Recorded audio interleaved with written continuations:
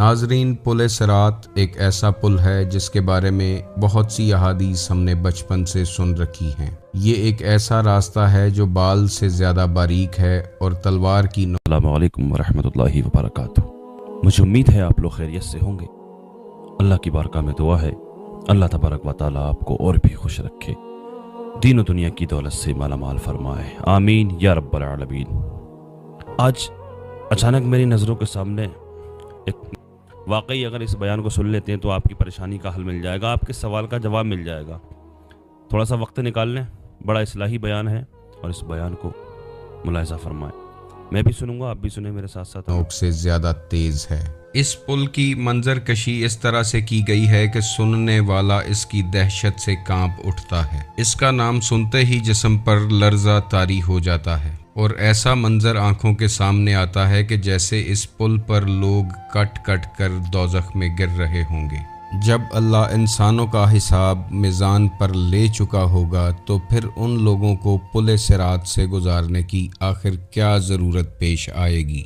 जब हम क़यामत, रोज़े महशर या रोज़े हिसाब की बात करते हैं तो सबसे पहले जो चीज़ हमारे जहन में आती है वो पुल सिरात है। पुल सिरात से गुजरने के लिए बहुत सी मसनून दुआएं बताई जाती हैं। क़यामत के रोज़ इस पुल से अल्लाह ताला किन लोगों को गुजारने वाला है। इस वीडियो को आखिर तक ज़रूर देखिएगा। पसंद आए तो लाइक कीजिएगा, शेयर कीजिएगा और चैनल को सब्सक्राइब कीजिएगा ताकि आपका और हमारा राब्ता बना रहे। नाजरीन, इंसान इस दुनिया में ना अपनी मर्जी से आया है और ना अपनी मर्जी से जाता है। पैदाइश से लेकर मौत तक इंसान अकायद, नज़रियात, इखलाक, गुफ्तार, किरदार, बहुत सी चीज़ों से गुजरता है। वो चाहे या ना चाहे उसे इन चीज़ों से गुजरना पड़ता है। और कुरान पाक जो इंसान का सर्विस मैनुअल है वो इंसान को ज़िंदगी गुजारने का ढंग सिखाता है। वालदैन, आल औलाद, रिश्तेदार, हमसायों से क्या सलूक करना है, ये हमें कुरान पाक की तालीमात से पता चलता है। हम हर नमाज में अल्लाह से सिराते मुस्तकीम के लिए दुआ मांगते हैं। ये सिराते मुस्तकीम कोई छोटी सी चीज़ नहीं हो सकती जो हर नमाज का हिस्सा है। इस सिराते मुस्तकीम का जिक्र कुरान पाक में भी है। कुरान पाक इंसान की हर वक्त रहनुमाई करता है कि कहीं ये इंसान सिराते मुस्तकीम से हट ना जाए।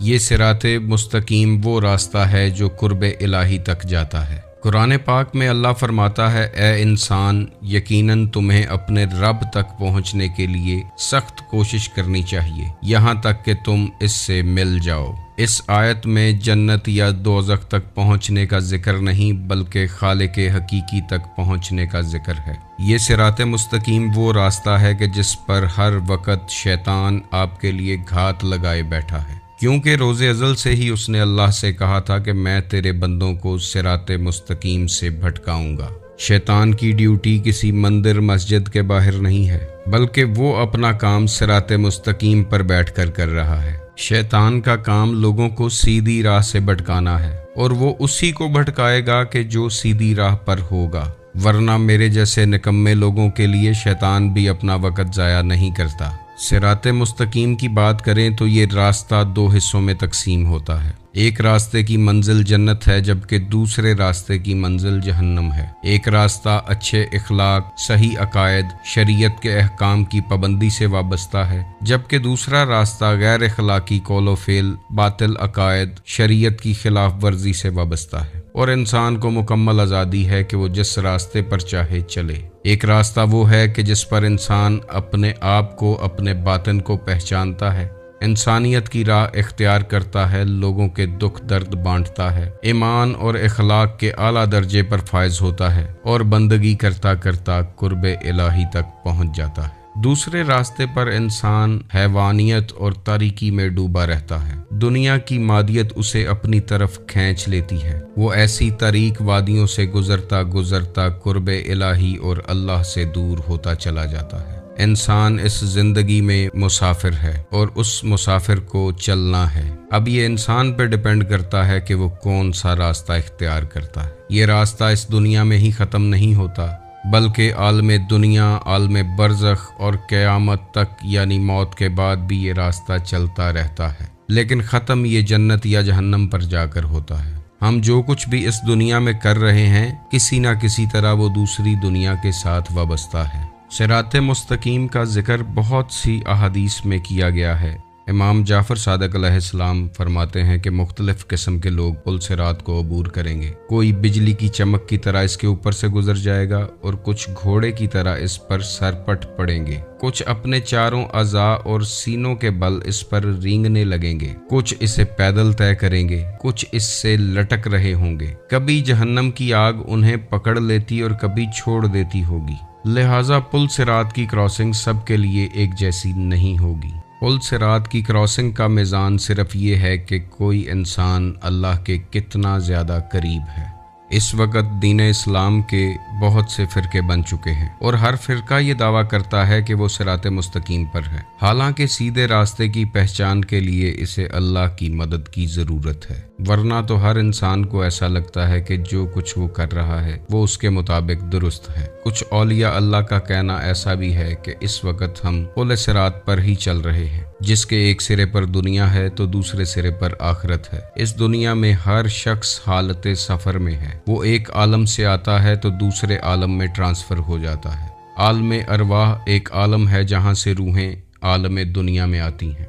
हम आलम अरवाह से आते हैं और कुछ देर के लिए हमारा पड़ाव उस आलम में होता है जिसे माँ की कोख कहते हैं। उसके बाद हम इस आलम दुनिया में आते हैं और उसके बाद आलम कब्र और आलम बरज़ख को क्रॉस करते करते मुख्तलिफ आलमों से गुजरते हैं और ये हालत सफ़र जारी रहती है। जिन औलिया ने इस दुनिया के आलम को पुल सिरात कहा है, उनके मुताबिक ये दुनिया तिलकने की जगह है। ये ऐसा तिलकन वेड़ा है कि अगर आप हल्का सा दाएं या बाएं तिलक गए तो आप इस गड्ढे में गिर जाएंगे।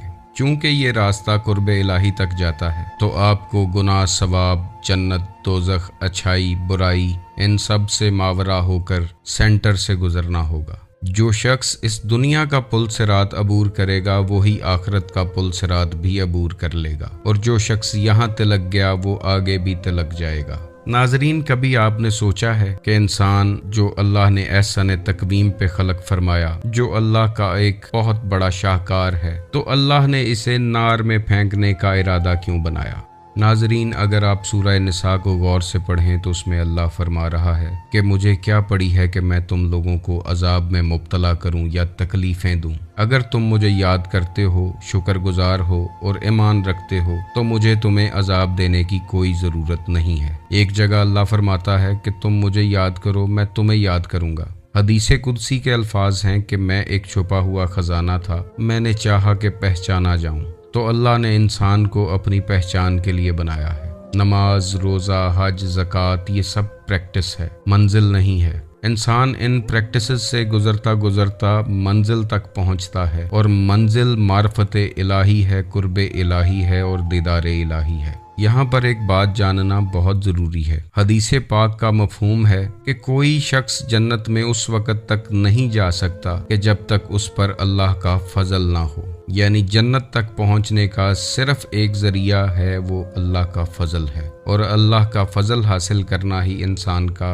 अवलीन मकसद है। जिसने अल्लाह को पा लिया उसने कुछ नहीं खोया, और जिसने अल्लाह को खो दिया उसने कुछ नहीं पाया। इंसान का मकसद हयात सिर्फ मार्फत इलाही है, और जिस शख्स पर भी अल्लाह का फजल होता है वो उसकी याद में डूबा रहता है और उसे खोजने और तलाश करने निकल पड़ता है। औलिया अल्लाह के मुताबिक ये पुल सिरात एक रास्ता है जिस पर इंसान सफ़र करता है, और सफ़र का बुनियादी असूल ये है कि यहाँ ज़्यादा बोझ लेकर चला नहीं जाता। इसीलिए औलिया अल्लाह गुनाह, सवाब और दुनिया की तमाम आसाइशों से आरी होते हैं। वो गुनाह सवाब से हटकर अल्लाह के फजल की तलाश करते हैं। वो ना तो नेकियां और सवाब अपनी गठरी में बांधते हैं और ना गुनाहों का बोझ अपने ऊपर लादते हैं, क्योंकि वो जानते हैं कि बोझ को लेकर चलना उनके लिए मुश्किल है। गुनाह के करीब तो वो वैसे नहीं जाते, और अगर कोई नेकी करते भी हैं तो उसे भूल जाते हैं, उसका सिला अल्लाह से नहीं मांगते। अल्लाह की याद में रहते रहते वो कुर्बे इलाही तक पहुँचते हैं और अल्लाह का नूर उनके कल्ब में दाखिल होता है। और जिसके दिल में अल्लाह का नूर होगा, मुनकर नकीर को क्या पड़ी है कि उससे सवालो जवाब करते फिरें, जब उनको नज़र आ रहा है कि यह बंदा अल्लाह के कुर्ब में है और इसके अंदर से अल्लाह का नूर छलक रहा है। इसी तरह अगर कोई शख्स इस दुनिया के तिलकन वेड़े से गुजरता गुजरता अल्लाह तक पहुँच गया تو اسے پل صراط کی فکر کرنے کی کوئی ضرورت نہیں ہے۔ لہٰذا معرفت الہی ہی وہ منزل ہے کہ جس کی تلاش میں انسان یہاں آیا ہے۔ ایک ولی اللہ فرماتے تھے کہ تم نہیں پہنچ سکتے اللہ تک عبادتوں، ریاضتوں، ورد، وظائف کے ساتھ، کیونکہ اللہ کا راز اہل علم کے سینے میں ہے، وہ جس کو چاہے عطا کر دے۔ تو جب بھی انسان اللہ کی تلاش کے لیے نکلتا ہے تو وہ کسی اہل علم کے دروازے پر ہی پہنچتا ہے اور وہاں سے وہ راز اس پر آشکار ہو جاتا ہے۔ رسول کریم علیہ السلام کی ایک حدیث جو بہت اتھینٹک ہے، اس کا مفہوم ہے کہ اگر کوئی شخص اپنے زمانے کے امام کی معرفت کے بغیر مر گیا تو وہ جہالت کی موت مرا۔ اس لیے زمانے کے امام کی معرفت بہت ضروری ہے، اس کے بعد ہی انسان پر معرفت الہی کے رستے آشکار ہوتے ہیں۔